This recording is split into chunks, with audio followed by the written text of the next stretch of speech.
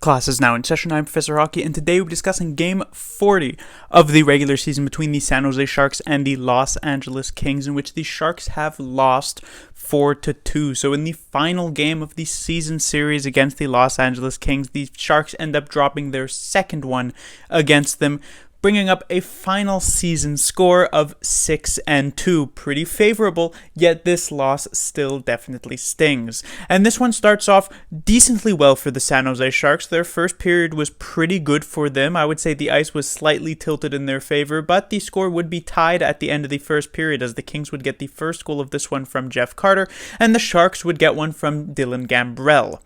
Into the second period, however, is where everything just sank for the San Jose Sharks. A disastrous second period that would see the Kings score 3 goals and put themselves up 4-1. They would get goals from Athanasiou, from Iafallo, and from Dustin Brown in the dying seconds of that second period. And when I say this was a disastrous second period, I mean this was a disastrous second period. In just the last 3 minutes of the second period, I would say I counted about 4 or 5 odd man rushes that the Sharks gave up, including a couple of breakaways and a 2-on-0, and in the end it was capped off on a 2-on-1 where Dustin Brown scored to make it 4-1, which was just very, very strange to see. I mean, most teams do not give up 4 or 5 odd man rushes in a single game, and sometimes even the better teams do not give up 4 or 5 odd man rushes in an entire week of games, and yet the Sharks managed to give it up in just a small portion of time, the last 3 minutes of the second period. It felt as though the Sharks didn't realize they were in the second compared to the third period and were heavily pushing to try and get 2 goals in a game that still had 20 minutes remaining, because if the Sharks do not play terribly in those last few minutes for whatever reason and do not find themselves down 4-1 going to the third period and only down 3-1, it could have been a much more interesting finish when Meier did score in that third period to get the Sharks up to 2 goals in the game. The Sharks could have been within 1. We could have had an interesting finish, at the very least, if Meier didn't also end up taking a penalty in the last couple of minutes. But instead, the Sharks found themselves 2 goals still in the hole.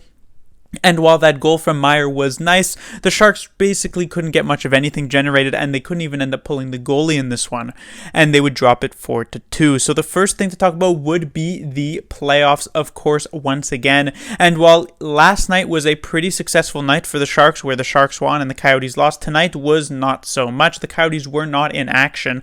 However, the Blues were, and the Blues managed to tie up a game in the last minute of the third period to bring it to overtime, and then end up getting the overtime winner against the Minnesota Wild to now move into that 4th place spot in the West Division up at 44 points. The Sharks themselves would stay stagnant at the 40-point mark, now finding themselves still 3 points behind the Coyotes, though with just 1 game in hand, 4 points behind the St. Louis Blues with 1 game in hand, and precariously only 2 points ahead of the Los Angeles Kings with the same amount of games played.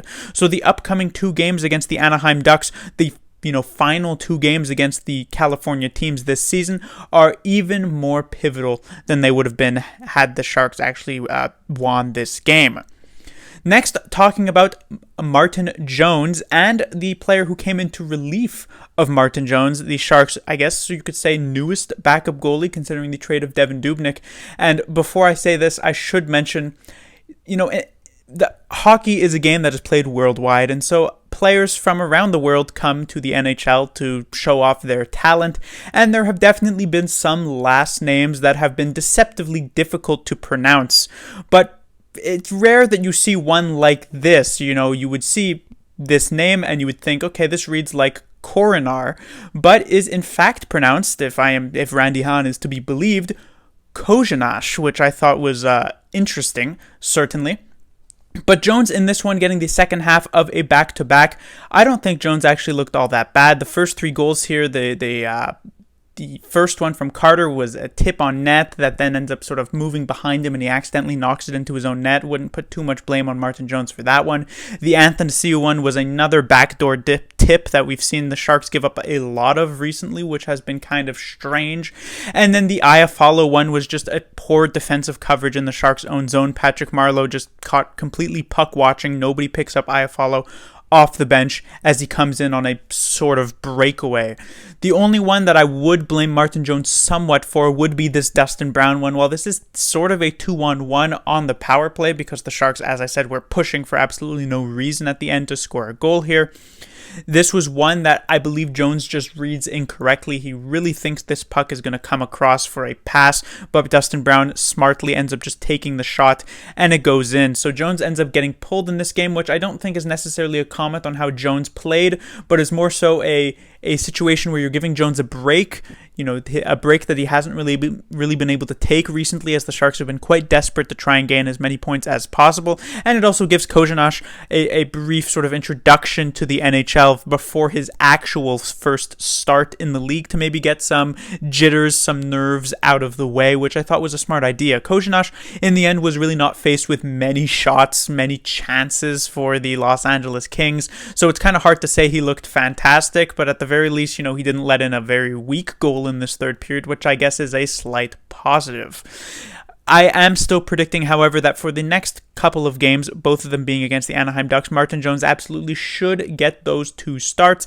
But as the Sharks move on into the tougher games like the Minnesota Wild and the Golden Knights, which are games where the Sharks are not necessarily expected to win and will just sort of be putting forth their best effort, I do suspect Kozhinash should be getting at least one of those games. Next, I'll be talking about the Sharks' fourth line. So in the past few games, the Sharks, even including this one, have won 5 of their last 7 games.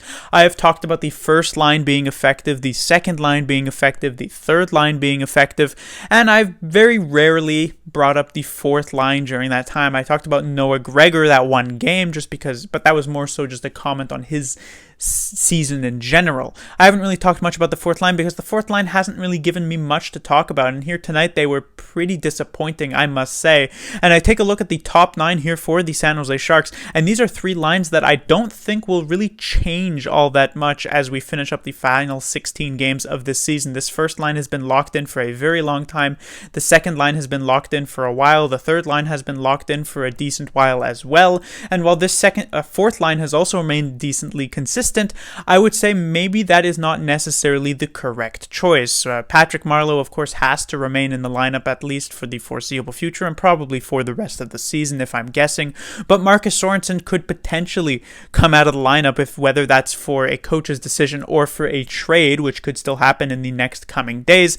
And Jeff Viel, while he has been significantly more serviceable than Curtis Gabriel was, a month ago, is still a player who is not necessarily very effective and is probably the worst player the Sharks are icing at the moment in their top 12.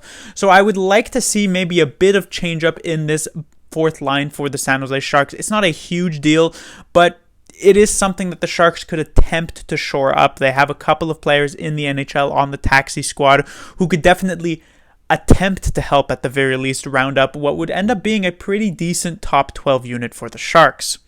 And finally, I will talk about the Sharks power play that I was prepared to mention after the Sharks went a disappointing 0-for-4, but in the end they actually score a power play goal in this game with Timo Myers, so they end up going 1-for-5 in this one.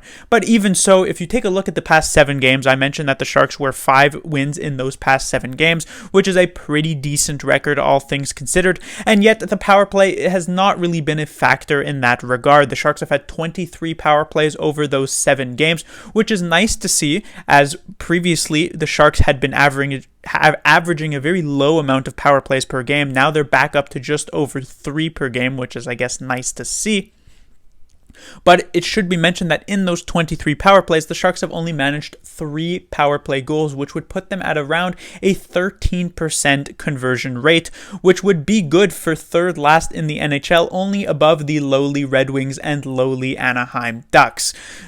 In total on the season, the Sharks came into tonight's game 24th ranked on the power play, which I guess isn't awful, but it certainly isn't very good at all.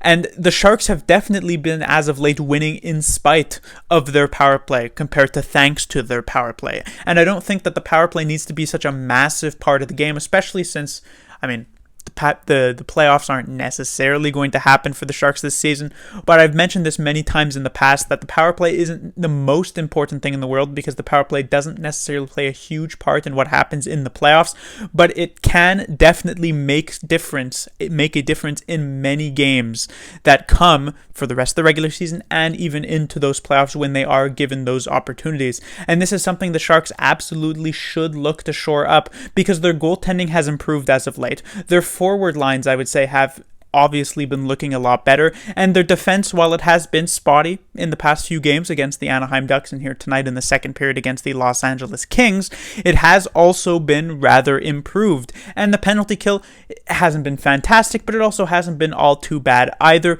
I believe coming into tonight they were 13th in the league, which is above the middle of the pack, which is nice to see. But the power play has really been the one factor of the Sharks game that has kind of remained stagnant, and I'd hope to see them improve in that regard. But that will do it for this review. The Sharks will be back in action on Monday as they'll take on the Anaheim Ducks. They lost to the Ducks 5-1 just a few days ago, and the Sharks are going to hope and absolutely need to try and get, honestly, all 4 points in the coming 2 games against this team. Class dismissed.